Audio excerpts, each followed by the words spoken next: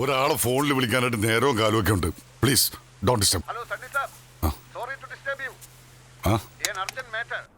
याद है मैं बालकृष्ण बैंगलोर से। कैसा है आप?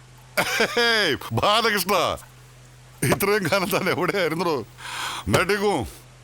ഏയ്, നമ്മൾ രണ്ട് മലയാളികൾക്ക് സംസാരിക്കാൻ എന്തിനാ ഈ ഗോസായി ഭാഷ?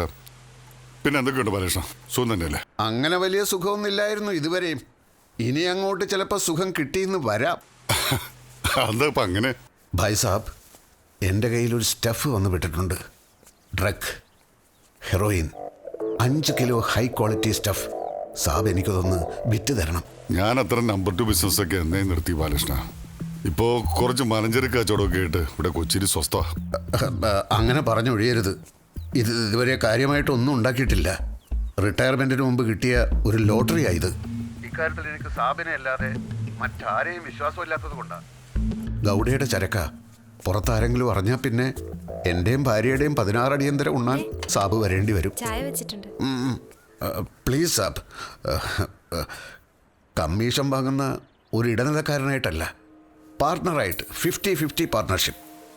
മാർക്കറ്റിൽ മിനിമം 5 കോടിയുടെ മുതലുണ്ട്. സാബ് എനിക്ക് 2.5 കോടി തന്നാൽ മതി. അല്ല, അത് ഈ ചരക്ക് ഇപ്പം എവിടെ ഉള്ളത്? സാബിനോടായതുകൊണ്ട് പറയാലോ, എൻ്റെ വീട്ടിൽ തന്നെയാണ്.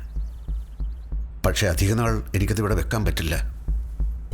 മാക്സിമം ഒരാഴ്ച. അതിനിടയിൽ ഈ ഡീൽ നടന്നിരിക്കണം. ഏതായാലും എനിക്കൊന്ന് ആലോചിക്കണം. ബാലകൃഷ്ണ, നാളെ വൈകിട്ടൊന്ന് വിളിക്കേ. Okay sir.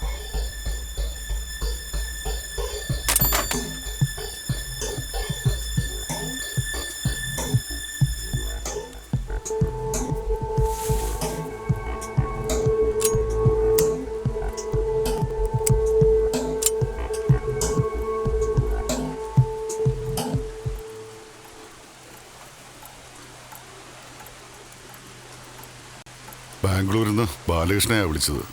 ബോംബെയിൽ വെച്ച് നമ്മൾ ഒരുപാട് സഹായിച്ചിട്ടുള്ള ആളല്ലേ. ആദ്യമായിട്ട് വിളിച്ചിട്ട് സഹായം ചോദിച്ചപ്പോൾ ഒറ്റയടിക്ക് പറ്റില്ല എന്ന് പറയാനായിട്ടൊരു ബുദ്ധിമുട്ട്. അതാണ് നാളെ വിളിക്കാൻ പറഞ്ഞത്. അല്ല, ഞാൻ ആലോചിക്കുകയായിരുന്നു പത്മേ, നമ്മുടെ ജീവിതം ഒരിക്കലും നമ്മുടെ മാത്രം ആയിരുന്നില്ലല്ലോ. കൂടെയുള്ള ചിലരെ പറ്റി ആലോചിക്കുമ്പോൾ അവരെയും കൂട്ടിയിട്ട് ഒരു കൈ നോക്കിയാലെന്താന്നാ. ഹേയ്, അപ്പോഴൊക്കെ മോൻ പാടിയല്ലോ. നിനക്കറിയാലോ എനിക്കെന്തിനാ ഈ പ്രായത്തിൽ ഇങ്ങനെ ഒരു കച്ചവടം, അതിൻ്റെ ലാഭവും. ഇപ്പോൾ മുരുകണ്ണൻ ബോംബെയിൽ എൻ്റെ വലം കൈയായിട്ട് എത്ര കാലം കൂടെ ഉണ്ടായിരുന്ന ആളാ. പോലീസ് എൻകൗണ്ടറിൽ സ്റ്റീഫൻ മരിച്ചപ്പോൾ കൈക്കുഞ്ഞുമായിട്ട് അഭയം തേടി വന്ന സറീനെ മുരുകണ്ണൻ്റെ കയ്യിൽ പിടിച്ചേൽപ്പിച്ചതാരാ? അന്ന് നീ എന്താ പറഞ്ഞത്? കുടുംബവും ഉത്തരവാദിത്വമൊക്കെ ആയിക്കഴിഞ്ഞാൽ അയാളങ്ങ് നന്നായിക്കോളൂന്ന്. എന്നിട്ട് എന്തായി? അവൾക്കുണ്ടായിരുന്ന കൂടി അയാൾ കളിച്ചു മുടിച്ചു. ഇങ്ങനെ ജോക്കർ പോലും ജന്മം.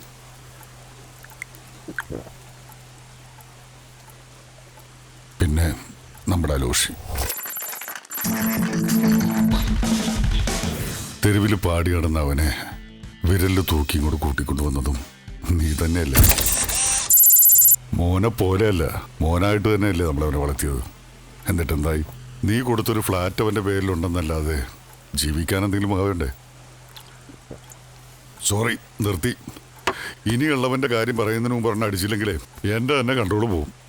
അതെ, ടോമിയുടെ കാര്യം തന്നെ. എനിക്കും അവനെ അത്രയ്ക്ക് ഇഷ്ടമുണ്ടായിട്ടൊന്നുമല്ല, അവൻ്റെ ആ ഹോട്ടലും അവിടുത്തെ കുറെ നാല് ഇടപാടുകളും. പക്ഷെ എന്ത് ചെയ്യാനാ, അവൻ്റെ അപ്പൻ ഈപ്പച്ചനെ നമുക്ക് മറക്കാൻ പറ്റുമോ? ബോംബെയിൽ ആദ്യമായിട്ട് ചെന്നപ്പോൾ കിടക്കാനൊരിടം തന്ന് കൂടപ്പിറപ്പിനെ പോലെ കൊണ്ടുകിടന്ന ആളാ. ഇനിയുള്ളത് ബഷീർ. അവനില്ലായിരുന്നെങ്കിൽ ഇന്ന് നിന്റെ മുന്നിൽ നിന്ന് ഇങ്ങനെ സംസാരിക്കാൻ ഈ കളപ്പുരക്കൽ സണ്ണി ഉണ്ടാകുമായിരുന്നില്ല.